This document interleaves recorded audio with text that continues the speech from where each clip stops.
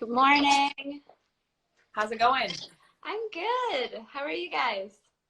We're great. Yeah. Welcome, everyone, to the Practice with Clara morning gathering. We have a special guest joining us today, Alejandro from the Practice with Clara team. Yeah. That's me. Yeah. I was like, so maybe, Alejandro, give us a little bit of background as to what your role is in Practice with Clara. Great. So first of all, I'm the husband, and so we are the coronavirus team here in Catalano, I had a marketing business for about 7 years, and then after that I've been part of some startups and other teams, and when chatting with Clara about putting her videos out, I had a lot of experience about building technology and selling stuff like that. So I guess I'm in the back end, kind of putting apps together, and kind of setting up systems of automating, content distribution and things like that. I'm kind of in the back. I always like to describe it like Guapo, also known as Alejandro, runs the business, and I run the creative or the content. And so together we create Practice with Clara. And so we thought we'd have him on the discussion today because one of our first questions was about retreats, which Steph will get into. And since Guapo has so much experience with marketing, I thought it was just only natural to have him come join us and kind of share his insight with us. And so, Steph, do you mind sharing the question with us? Yeah, let me pull it up. So someone posted on our Facebook Practice with Clara community page last week about retreats, and we didn't have an opportunity to get into it last week, so we thought we'd get into it this week. Yeah, just one sec.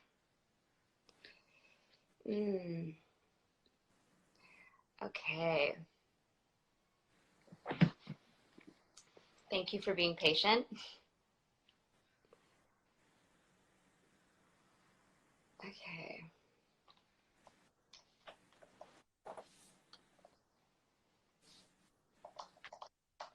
Okay. So, opening with planning in the world of yoga retreats. So how you plan your retreat detail by detail versus going with it through in terms of profit, how to budget for your retreat, how to choose a location, how to get people to sign up for your retreat, and planning a local retreat versus an international retreat. And Clara has been hosting retreats locally and internationally for what, Clara, like 10 years, maybe more? Yeah, I'd say about 12 years. Okay. I'd say about 12 years. But I thought we would start with the marketing part of it because I find, again, when I was talking about it with Alejandro, he had so much amazing insight that I thought we could get into that part first. And so, tell us your insight. It's so good. I was like, oh, I wish I had met you 12 years ago. It's been interesting to dive so deep into the yoga world because you see a lot of people selling or offering retreats and offering the features. So the feature of a retreat is, beach, yoga twice a day, good food. Those are the features. But what's really important is not only to talk about the features, but to talk about the benefits. So relative to who you're speaking to, talk about, words like rejuvenation, or run away from winter, or, what are the benefits of going on this retreat, community, etc. And another point that I feel is super important is about framing the value of what your offer is. And so, for example, right now, we have been framed to understand that it's okay to spend $5 on a cup of coffee, but if we're downloading an app on our phone, then that app should be free. Got it. Because our framing is that apps are free and a cup of coffee costs $5. So your retreat, the value of that retreat is, a way to frame could be based on price. So, if this is a $2,000 retreat that is going to cost $1,500, and another way is to talk about that your private lessons are, $1,000 at a time. And here with this, online offering, it's only going to be, $100, etc. Like there's different ways to frame the value, but to perceived value is also relative to how you're to your offering.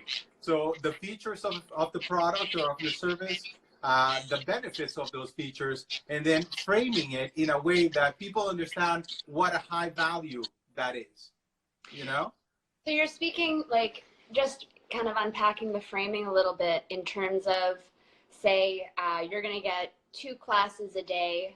You're going to get, so all the different features, you would package it in a way that shares the benefit, like come in, you're going to get like a morning vinyasa to discover more about building heat, sequencing with Clara. You're going to close your day with a restorative practice to ground and reflect. And then framing it in terms of like, this is the price. So essentially you're getting like 2 classes a day with Clara, and usually they're like 90 minutes, which is rare for the yoga world. Usually classes are a lot shorter now. So packaging it in such a way that people are seeing like, I get all this time with Clara, we're immersed in this beautiful location that's either secluded or warm compared to where we are right now. Yummy food, like giving people kind of a breakdown in what they're getting for the price. Because some retreats are expensive. So kind of showing them like, this is the value you're getting plus, like an additional yoga class a day or whatever have you. Is that what you mean by framing? Yeah, those are the benefits, but framing is, for example, like what would be $1 million retreat?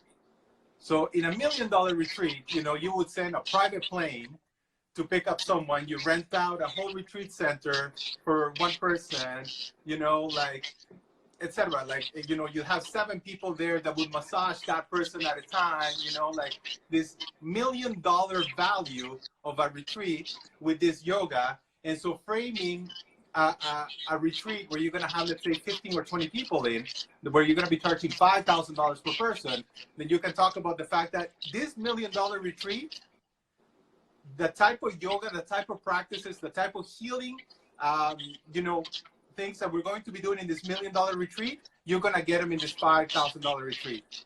Got you. Does that make sense? So then, like, you're framing the value in such a degree, but like you're only going to charge this amount. Got Does that you. make sense? So like, yeah, so you're making it more accessible. It's like you're making it accessible, and you're bringing in, instead of one person for all of these things, you're saying you're going to be part of a community. You're going to meet like-minded people. You might make new friends from all over the world, which is something I've experienced, which is pretty cool. You get friends in different spots you can go visit if you are going back to New York or wherever it is you've been.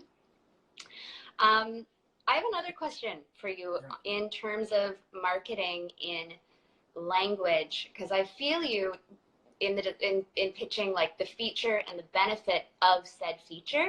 Yeah. Something that I've observed is retreats that promise things that you actually can't promise people. Like you're gonna leave feeling like empowered to, do X with your business, or you're gonna leave and feel, and reading it, I'm like, you actually can't promise those things. Like supercharge your, it's a way of framing the language, I think, that needs to be a little bit more delicate. So you're not promising people something that they may or may not feel. Like if you say like, I can promise you that there's opportunities to go snorkeling or skiing or whatever. I can promise you good food. I can promise you these tangible things that I know I can deliver. You don't know that you can deliver somebody like this, new essence of coming home and, gaining their confidence or feeling. Do you know what I mean? Just using language where you can honor the promise you're making. Because some of the posters I see, I'm like, you actually can't, I don't know if you can promise that someone's going to feel all these different things upon, maybe they don't feel that, maybe they have a terrible time. And I've been on retreats where people have a terrible time and then want their money back because the promise is not kept from what has been said in the marketing, where you want to add value and show the benefit and really give people an incentive to sign up.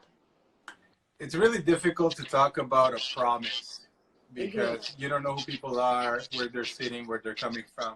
I think you can probably talk a lot more in regards to what she just asked. But I think that like you are working towards something, right? And if you are working towards, you know, relieving stress, relieving anxiety, or if you're going, let's say, on a quiet retreat where the goal is to go inside and to be introspective so that you can come out ready to take on, you know, challenges and things like that. I think it is valuable to talk about what the goals are of the retreat, but definitely to use the right wording as you just described, where it doesn't guarantee that you're going to walk away feeling a certain way, but that you're definitely going to work on improving this type of, you know, value.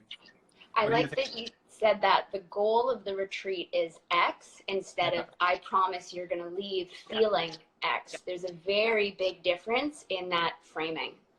I agree. Good pitch is this is the goal. This is what I hope you leave with versus you'll leave with, right? It's a little change, but I mean, when you have somebody that doesn't feel satisfied, that you haven't honored your promise. I mean, Claire, you can maybe speak to that where people haven't felt, you know, satisfied with what you've offered and haven't, I don't know. Can you speak to that? I think that, well, I generally don't promise anything on retreats. That's what I got. Great. I usually just give, like, specifically when I'm working in marketing around this is like, this is the price, this is what's included in the price, and then these are optional things that you can add on. And so in that way, I'm really big on people kind of choosing their own adventure. That's a big part of the way that I've led retreats. That is a bit different than, let's say, other people's retreats. And so, because some people go on retreat in order to retreat and not do very much. And then there's other people who go on retreat and this is the time where they want to do everything. You know, so I generally welcome all of those. I welcome kind of like the spectrum of people, because there's definitely, like, I remember I led a retreat in Bali, I think probably about 12 years ago. And I leave the day open always. And I'm like, there's usually activities that the retreat center has to offer. And I'm like, these are activities that are optional that you can do and not do. And half the retreat, half the students spent time at the pool every single day. And I think I was one of them, and we like left the retreat center like 7th day and we're like, okay, let's go out into the world. Meanwhile, we had like a group of 4 people who came from San Francisco, and they saw all of Bali in 8 days. Like, they were on it, which is beautiful. So they were like every day after in a taxi or a tuk-tuk and like discovering all of it. So to me, I think one thing, at least that I find that works for my own retreats, is the option, and that to remind everybody that everything is optional. And so, because retreat looks so different for everybody in terms of like what, you know, some people are like, this is the time to like do the 9 million things, and other people are like, this is the time for me to sleep and do yoga.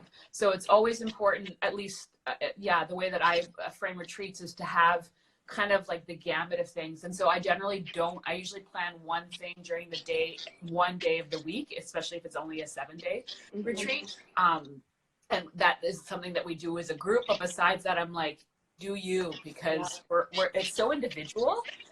And I found that by doing it that way, you're able to kind of please everybody, and you're managing people's expectations, and the fact that I'm like, there's yoga in the morning, there's yoga in the afternoon, and like what I've added in the last couple of years is either a discussion or a workshop that happens right before the afternoon, the afternoon class, that we either go into philosophy or I break down yoga poses and we go into like a workshop, so people have the opportunity to kind of learn a little bit more.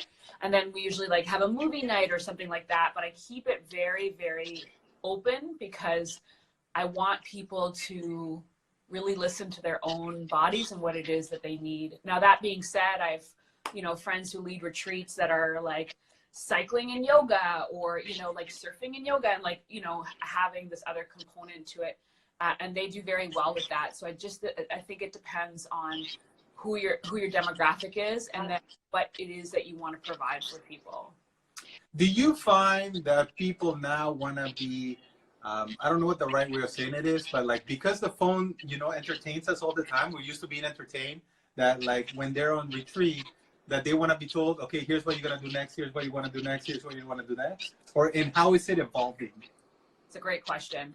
I think that it depends, again, like it comes back to what Steph was talking about in terms of what are you promising people or what are you offering people? Like, I don't offer that. And I'm very clear, like I send, like in terms of like the PDF of information that I send on my retreats, I'm like, this is how the day is formatted. We have yoga for 2 hours in the morning. We have yoga for 2 hours in the afternoon. There's an optional discussion / workshop, and then the rest of the day is yours. And then here are some options that all retreat centers offer: daily activities like horseback riding, you know, surfing, snorkeling, depending upon where you are in the world. And we usually kind of give them a packet to be like, these are the things that are happening. This is how much it will cost extra. So again, we're managing. The biggest thing you want to do with retreats so that people ideally walk away very happy is you want to manage their expectations. So you want to be like, here is what this cost is in terms of the baseline of the cost. This is what is included in it. And then the next part of it is, these are some add-ons, like there's always a spa, right? Massage. So if you want to do that, you know, that's included. And I know some retreats, like some of my friends include a massage in their pricing, and then people can do that. But I haven't done that because again, people are so funny. Some people don't like being massaged and things like that. So then you're like, you know, so I just, again, it's just, the idea is to kind of give people as much space as possible. But the biggest thing is you got to be super clear about what it is that you're offering, or else people will be disappointed, which is totally understandable. So it's like, yeah, so that would be the biggest thing I would say around that. So I think my other question that both of you can answer. So communication is key, identifying what is being offered and, you know, price, etc. So all the kind of like bare bones of what's going on at the retreat, space, etc. But then let's talk about bringing people into your retreat. So timeline, like when are you starting your marketing for a retreat? Is it a month? Is it 3 months? Is it 2 weeks? Great question.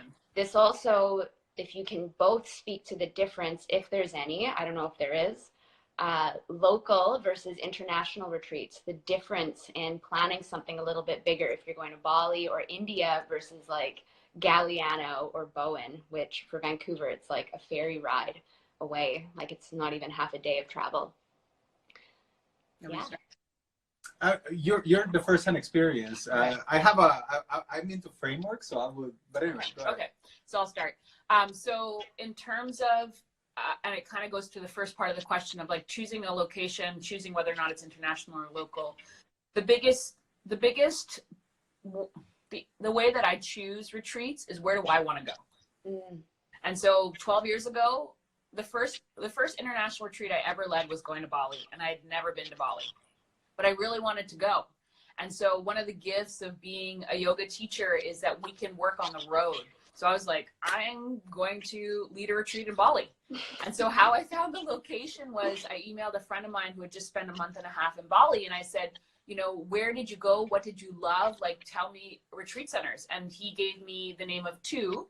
And I literally went online, checked it out, and had a really good feeling about one of them, emailed them, and then we were off. So the big thing with international retreats is you generally book a year in advance.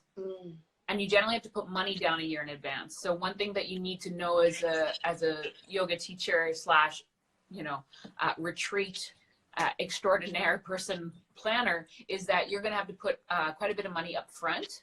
So that's something to think about in terms of moving forward and budgeting for that, and then also hoping that it works. So yeah, I booked Bali, you know, and then a year later is when we were going, and I had to put down all this money and like cross my fingers. And essentially with international retreats, you want to start marketing at least 8 months to 10 months out, because people need to plan, because they're going to have to buy a plane ticket. They have to get time off work, right? And then they need to pay for it. So most people, at least in my demographic, need a bit more time. They don't have that much disposable income. So you need to give them as much time in advance. And so you want to be putting it out there and kind of planting the seed and getting people ready to organize for that. Now, that being said, I'll tell you, the first couple of retreats, I paid out of pocket. So my first retreat in Bali, I had 6 people. I paid to be there. Okay. So one thing that I highly know that moving forward is like, it takes a while, like it does with all businesses, to build it. So you're going to pay out of pocket for a while, and then you're going to learn from it. And then those people are going to tell your other people. So that first year I had 6 people. The second year I had 14 people. Right. So I doubled it, and I did it the same time of year. So that's another thing that I highly recommend, is do it around the same time of year, because then people know, like, this is an annual trip. And then, you know, I had 4 people from the first trip come with me on the second trip. Mm-hmm. And so in that way, you're starting to build their clientele. And then again, they're telling their friends, we're telling their friends, we're telling their friends. But it does definitely start off by, like, you're paying out of pocket. And the way that I thought about it is, like, I'm somewhere beautiful doing something that I love. And so here we are together, you know? So definitely pick a location that you're passionate about, that you would want to go see anyway, right? Because you were probably going to the first couple times pay out of pocket, depending upon, like, I didn't pay for marketing or anything. Like, I put posters up at the yoga studio and I posted it on Facebook. We didn't even have Instagram really at that point in time, right? Those are the 2 places I did it, and word of mouth. Right, asking friends to kind of post at their yoga studios and put up posters. That's how it was done. And so you pick the location based on where you want to go. You know, you're going to have to put money up front, so that's something to think about. And then also be willing to pay out of pocket, or know that you're going to need a minimum. So if you're going to need a minimum, that would be something that, if you feel like you can't pay out of pocket, that you would let your students know up front. So this is, I'm leading this retreat, just letting you know we need a minimum of 6 people. This is how many people I have right now, and kind of keep people posted. So again, we're managing expectations, because the biggest thing you want to have for people is to trust you. And so in order to have trust, you need to have transparency. But generally, like, I think I've only ever canceled 1 retreat ever. Like, I generally, like, I'll just go. You're like, we're going, right? Because the people who committed to, you know, taking the time off work and paying, you're like, this is it. We're all going to go. And, you know, I was like, it's just money. That's what I say to myself sometimes. I'm like, it's just money. And I'd rather be on an experience. And I'll tell you that the 6 people, when we went together, had an amazing time. We became a little family, because we were literally just 6 of us, you know. We did everything together. It was awesome. Like, people would attest from that retreat. We had such a good time. So it's like, I wouldn't take it back for the world. Essentially, I just went on vacation with 6 people I didn't know that well, and it was awesome. Yeah. You want to speak to any of that, my love? I think that it depends on personality types, but if I was in that position, I would definitely plan out my year by week. So, you know, every week starting, let's say, on a Sunday, and planning my messaging on every week. So let's say if today we're in April 1st, and then the retreat is going to happen in November 1st, then I know that by, let's say, October 1st, I need to be locked in with my group. So that means that, like, by September, I need everybody to, you know, have give me a deposit. I need to know that this. So I will plan out my messaging all the way back and start to talk about it today, motivate those that are interested to come through, you know, through the summer, and then just plan my messaging throughout. And I would do that for every type of event that you're hosting. So if you're hosting teacher training, if you're hosting retreats, local events, all of those things, I will put them all in a calendar by week.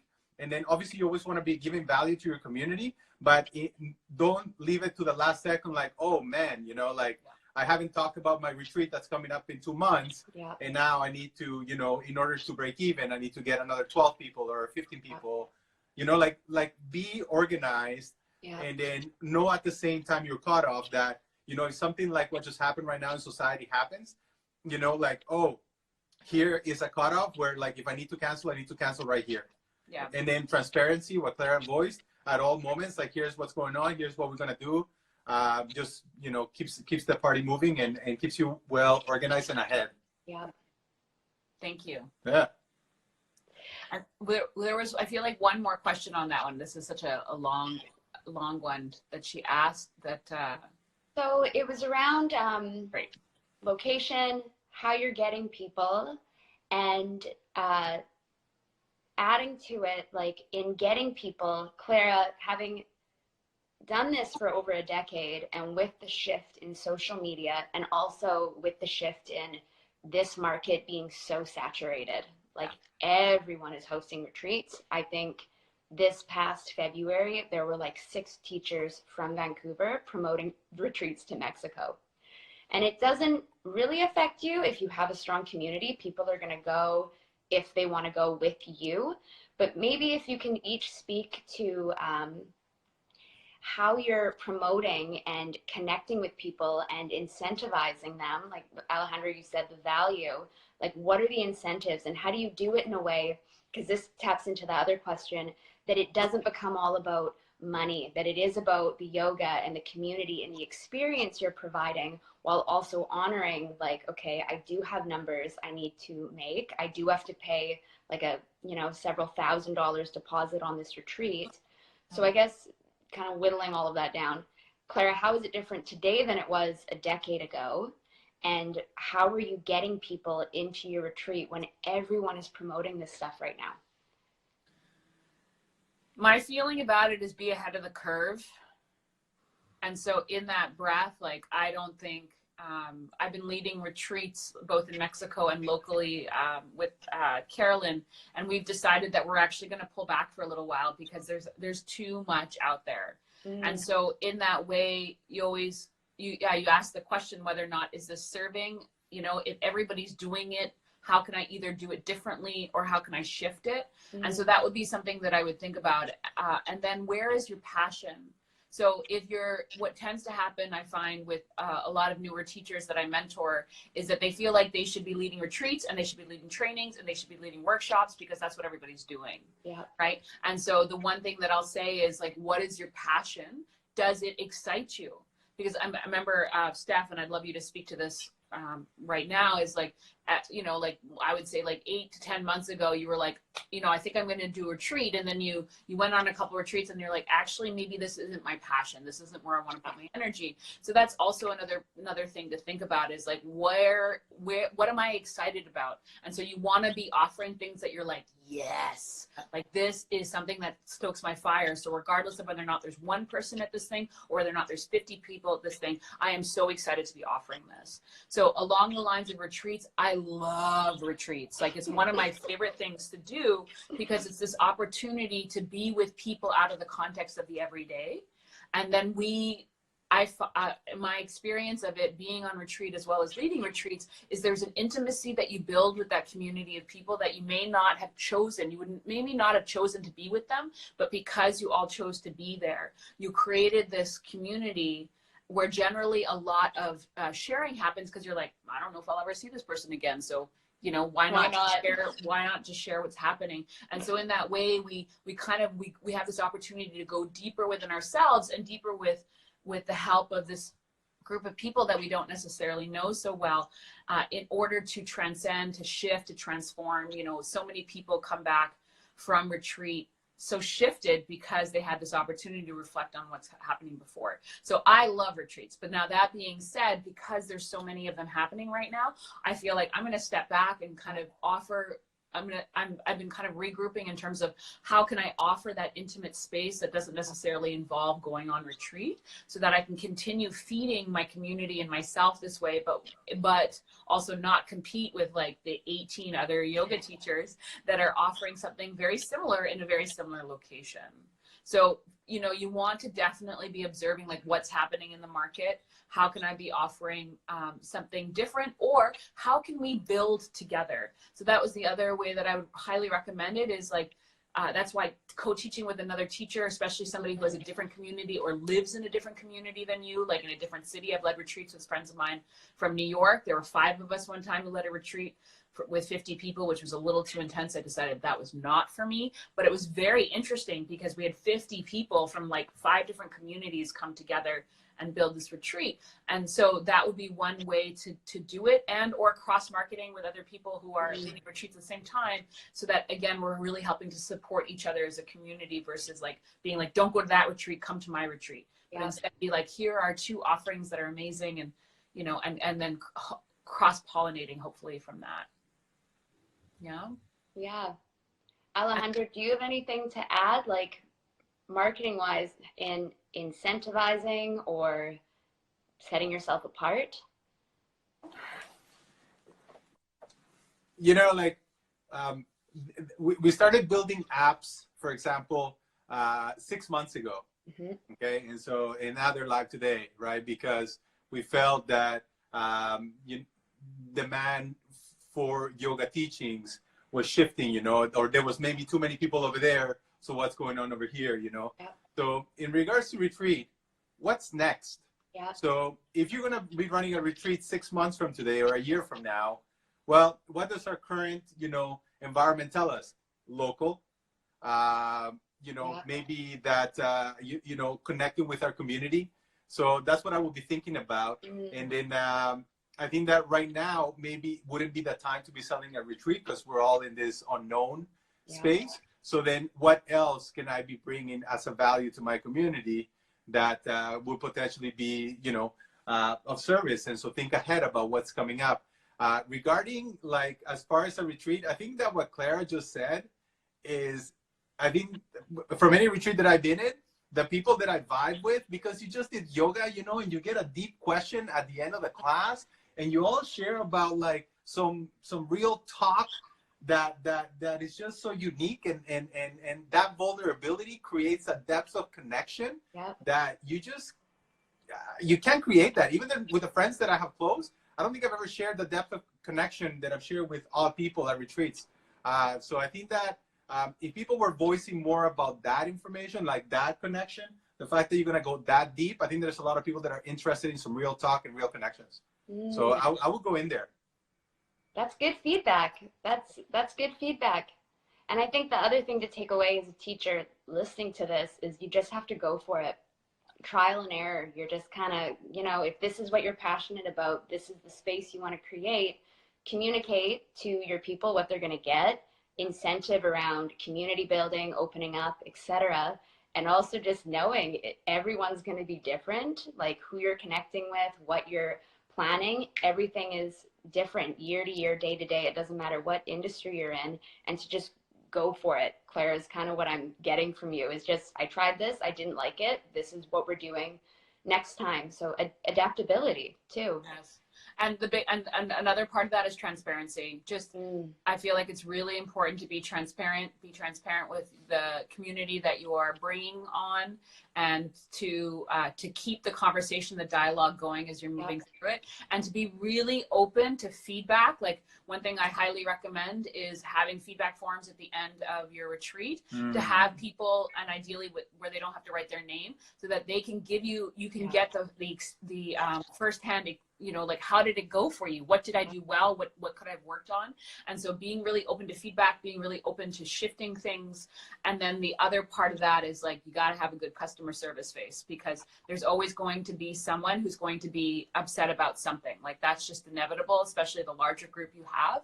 And so being really open to communicating and taking in feedback, and not being defensive around it, and being like, how can I help this person be where they, given what they give them, what can I give them right now in this moment in order to enhance their experience. So I'll just say, that's like one thing that happens on retreats that a lot of people don't necessarily think about, is that people get upset. Like, again, and I've found that happens if you don't manage their expectations beforehand, and they show up and all of a sudden the room is not what it looked like, or the food is not what they wanted, or, that kind of thing. And so you really want to be navigating that with a lot of patience. So the other part of it in terms of leading retreats is that this is customer service.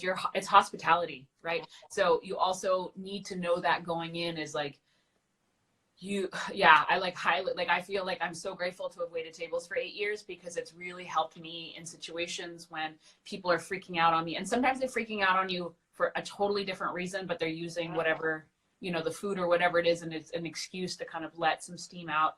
And so being able to see that and breathe through that, and not be triggered by that, is really, really important. And I feel like, again, we don't talk about it enough in terms of that. And so that's the other aspect of leading retreats, is like, you're a host.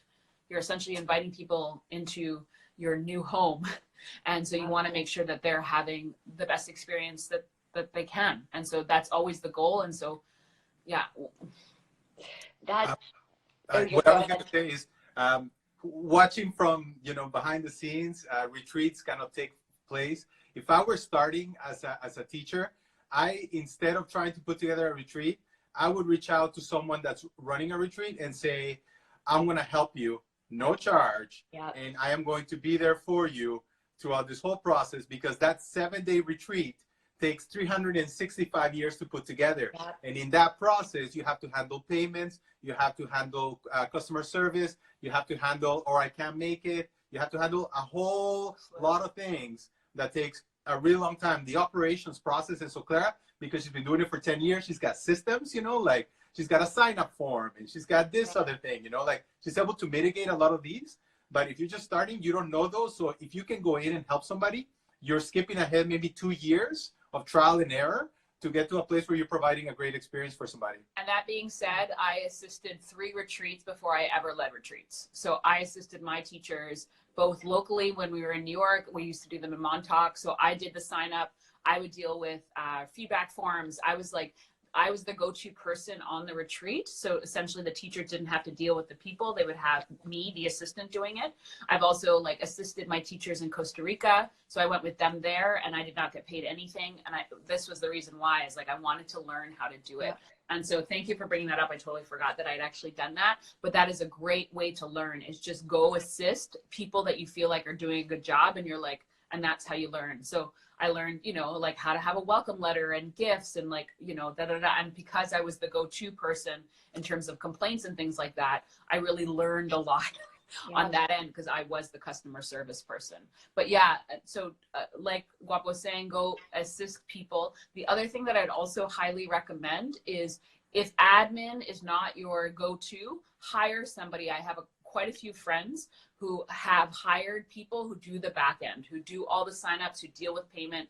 And so they pay them a percentage of what the retreat receives, and then they just go and teach. Yeah. So that's another part of it. We talked about this last week in terms of the business of yoga. If that's not something you're passionate about, if that's not something that you're good at, then hire somebody or do an exchange with them, and they do the admin stuff and you just do the yoga. So know that there's many ways of doing it, and finding your strength and how it works would be like so important. But yeah, I would definitely assist your teachers anyway. Assist your teachers, you know, like if you want to learn anything, that's a great way to do it, is assist your teachers in regular classes or go on retreat with them, because you'll learn a ton. And one thing, just to wrap this up, that I would say for my learning process, I didn't even go assist. I just went on a lot of different retreats, which taught me so much, watching how other people were holding space and creating space in their communication. And it's actually why I decided that I don't want to host retreats. Just being present for so many different people and personalities, and, you know, points that were beautiful, but also points of conflict, because you don't know what's going to come up.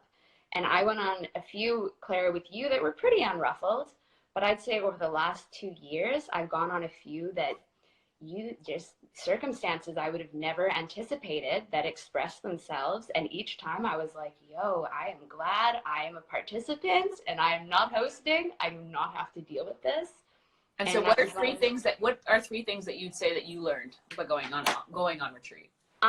Boundaries. You have to have really strong boundaries as the host. A lot of confidence in what you're saying and how you're communicating. And I think transparency and boundary setting are two of the biggest things, where as the participant, there were periods where the communication was not clear. In one that I took, witnessing just students kind of throwing and projecting their emotions and what they're going through. And if you don't have strong enough boundaries to handle some of that stuff, you're not equipped. And frankly, I'm a pretty strong, confident person, but I don't know that I would have that strong of boundaries. Maybe if I had a friend hosting with me that could kind of power up the situation, which is what I love about you saying, work with somebody else. And then the third thing is know the area that you're in, because I've also been on retreats where the host didn't know anything about where we were, where to get transportation or eat, and they're flying as blind as you, which I was like, you know, we've paid quite a bit to be here. You should have a little bit more, even if you went to Bali, you hadn't gone to that location in Bali, but you did your research beforehand. Yeah, and I spent a week before, when I go somewhere new, I show up a week earlier, and I get to know the area. Yeah. And then that way, you have a sense of what's going on, and then also, you know, like ideally you have a point person there that's kind of giving you a sense of what's happening. So if you don't have the luxury to be able to go a week early, then you definitely want to have like 1 or 2 point people who live there that you're like, okay, these are the 2 people that I would I would go and ask them everything, you know, and for sure, usually the retreat center is also really good for that. But if you do have the opportunity to go early and get to know, like, where am I, what's happening? Yeah. Just because you, like you said, you're the host. Like, you wouldn't host a party and not know, like, where to get glasses and pour someone a drink, right? Where's the Or, like, bathroom? where to put their jackets. Like, it would be very bizarre to go to something like that. But I think, like, this ties into our next question, just to keep things moving in. So hosting, whether it's a class or a retreat or a workshop, having that self-assurance, the confidence, boundaries, but also dealing with imposter syndrome. So coming into new situations, the question that was pitched was specifically around now doing online classes and feeling a sense of imposter syndrome. So how to move through this kind of phase where you're questioning yourself as a teacher in whatever space that you're creating for your community. How do you deal with that? So imposter syndrome is something that happens to every teacher all the time. It is something that happens generally when you first start teaching. It's something that occurs, it kind of moves it. I feel like imposter syndrome is something that we all deal with all the time, and especially when we're diving into something new. And so what the writer had said is, like, you know, they're diving into being online, and now they're coming up against imposter syndrome. So the thing that I recommend that I do for myself, and it's the same idea of the retreats, is just go for it and sit in the discomfort of not really knowing, transparent about how you're feeling, and then from there, be real about where you are and how you can become better. I'm just going to bring Steph back online here. Okay. And so when you're feeling the imposter syndrome, it's a really good indicator that you're growing. And so the idea of, I'm growing, so there's discomfort when we grow. And so just sit in the discomfort, be with it, and just stay as authentic to yourself as possible. And so that would be 2 ways to go through it, and know that, like, yeah, growing pains are always uncomfortable, but generally you reach another level of teaching, of feeling yourself, of understanding who you are as a teacher as well as a practitioner. So stay humble, stay transparent, stay real about it, right? And sit in the discomfort, and it'll shift. It always does, right? And so, yeah, generally the imposter syndrome is this idea of, am I good enough? Yeah. You know, and like, all we can do is be the best that we can, right? And be authentically who we are. And there are going to be some people who are like, that is amazing. And there are going to be other people who are like, that does not resonate with me at all. And that's okay, right? That's why we have a ton of teachers. So you're like, cool, if I don't resonate with you, amazing. But sit with the discomfort. There's something there. There's something to learn about yourself. And then you usually break through. It's part of the path. It is. It's part of the path of growth. So last question, Claire, you kind of just touched on it with the diversity of teachers that there are out there for us to choose from. So something that was mentioned last week, which we didn't get to, is who Clara is going to for her inspiration, her yoga online. She talked about her teachers last week who were in New York. So who, Clara, are you kind of seeking and sitting with in the online spaces that we're all witnessing grow and evolve day to day? I've actually did more online stuff a few years ago than I have recently. And who I was practicing with back then was, I was studying a lot of philosophy and a lot of meditation. So I was studying with my philosophy teacher, Douglas Brooks, who's based out of upstate New York, and he's got a lot of amazing online courses. And then before that, I was mentoring under a meditation teacher, Paul Ortega, who's also a tantric philosophy teacher. And so I did a lot of their online courses. But that being said, like me practicing in Vancouver, it's nice to kind of like shop around and see what people are up to and see what people are creating. I feel like there's always something that we can learn from other people. And then that being said, like one of the biggest reasons why we created the online platform that we created is to be able to have a diversity of offering. Because one thing I feel like I've noticed with a lot of online courses is that they're not diverse. They specialize in one thing, which is amazing. But it's nice to kind of have a space to have a little bit of everything. So that's why we have like the mantra and the meditation, and like, you know, something that we're working towards is going to have online courses and offerings like that, especially in light of what's happening in the world right now. And so, yeah, shop around. Like, it's nice to kind of see what everybody's up to, you know, and yeah, move from there. My teacher Shiva used to offer online courses, but she doesn't anymore. So I definitely took quite a few of those way back in the day. And I think with all the IG Live, you know, just been dropping in on kind of like what you're doing right now, dropping in and seeing what people are up to. And there's always something to learn. And that's why you provide a full week on Practice with Clara, to give people 7 days to kind of poke around, explore the different types of movement, because you do have a good little bit of everything: vinyasa, hatha, restorative, prenatal, as well as the mantra and meditation. There's a ton of different things that you can, depending on how you're feeling day to day. And you do give a week for free to let people sit with it and experience what your offering is before they commit to anything. Yeah, exactly. Great. There's also like, I think that a lot of, when I hear people that practice with Clara, about the music, you know, that's in the background. That's why the Spotify playlists are there.